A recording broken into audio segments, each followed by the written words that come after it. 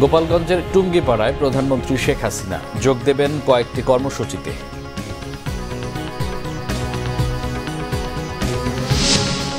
রাজধানীর নয়াপল্টনে বিএনপির সমাবেশ বিকেলে ১৯টি শর্তে অনুমতি দিয়েছে মহানগর পুলিশ। দেখছিলেন বিআরবি কেবল সংবাদ শিরোনাম, এবার বিস্তারিত। গোপালগঞ্জের টুঙ্গিপাড়ায় পৌঁছেছেন প্রধানমন্ত্রী শেখ হাসিনা। সেখানে কয়েকটি কর্মসূচিতে অংশ নেবেন তিনি। সকাল 7:30টার দিকে সরকারি বাসভবন গণভবন থেকে সড়ক পথে টুঙ্গিপাড়ার উদ্দেশ্যে রওনা দেন প্রধানমন্ত্রী। জাতির পিতা বঙ্গবন্ধু শেখ মুজিবুর রহমানের সমাধিতে শ্রদ্ধা জানাবেন তিনি। অংশ নেবেন ফাতেহা পাঠ ও মোনাজাতে। পরে টুঙ্গিপাড়া উপজেলার দাঁড়িয়ার কুল সমবায় সমিতির উপদেষ্টা সদস্য হিসেবে সমবায় সমিতির সদস্যদের মধ্যে ব্যক্তিগত তহবিল থেকে কৃষি উপকরণ ও নগদ অর্থ সহায়তা দেবেন তিনি। বিকেলেই প্রধানমন্ত্রীর ঢাকায় ফেরার কথা রয়েছে।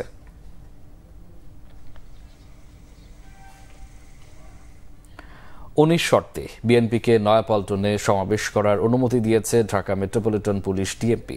বৃহস্পতিবার রাতে উপপুলিশ কমিশনার আবু ইউসুফের সই করা লিখিত স্মারকে এই অনুমতি দেওয়া হয়। ডিএমপির শর্ত অনুযায়ী আজ বিকেল ৩টায় নয়াপল্টনের সমাবেশ নির্দিষ্ট এলাকার মধ্যে সীমাবদ্ধ রাখতে হবে।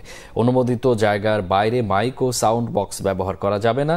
আইনশৃঙ্খলা পরিপন্থী বা জননিরাপত্তা বিঘ্নিত হয় এমন কোনো কার্যক্রম না করার শর্ত রয়েছে অনুমতিপত্রে।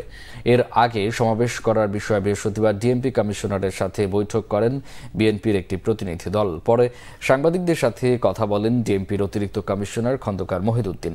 এ সময় তিনি জানান, 10ই মে বিএনপি এবং 11ই মে যুবদল সমাবেশ করতে চেয়েছে।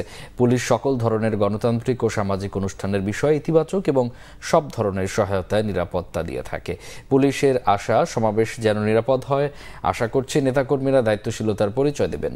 যে শর্ত থাকবে সেগুলো মেনে নেয়ার আহ্বান জানান ডিএমপির অতিরিক্ত কমিশনার খন্দকার মহিদউদ্দিন।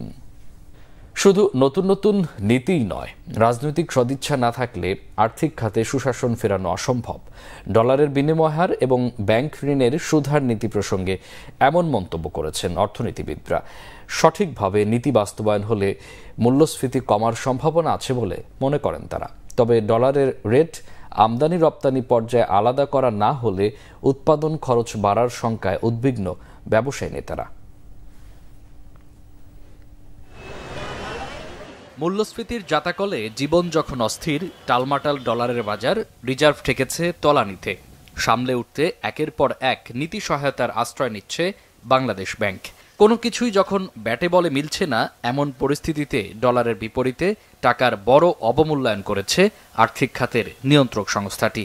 সেই সাথে প্রত্যাহার করে নিয়েছে 10 মাস আগে চালু করা স্মার্ট সুদহার পদ্ধতি।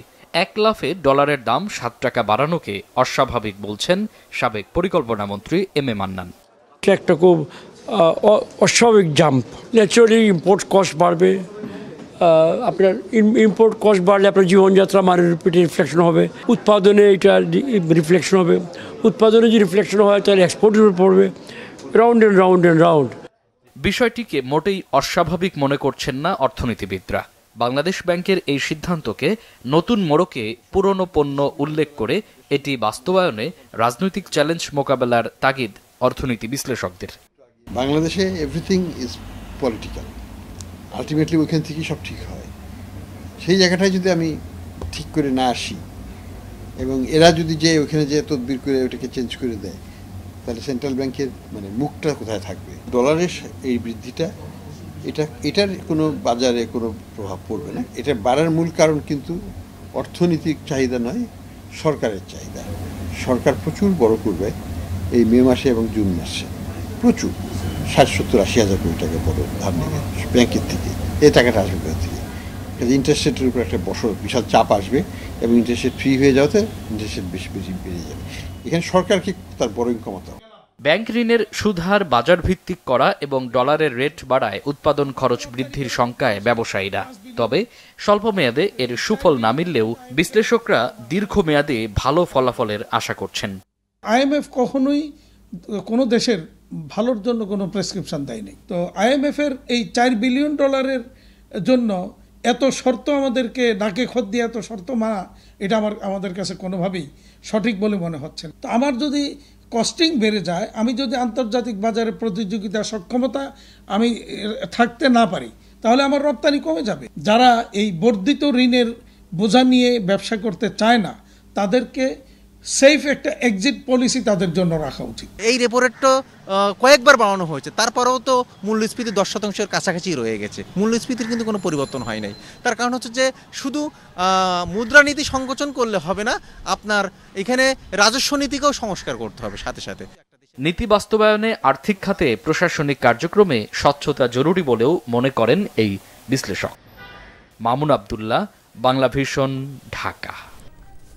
এই ছিল এখনকার মতো। পরের সংবাদ বেলা 11টা। এছাড়া বাংলা ভিশন সংবাদ ও সংবাদ সংশ্লিষ্ট অনুষ্ঠান দেখতে ভিজিট করুন www.bvnews24.com ও facebook.com/banglavisionnews এবং সাবস্ক্রাইব করুন youtube.com/banglavisionnews। এতক্ষণ সাথে থাকায় অসংখ্য ধন্যবাদ।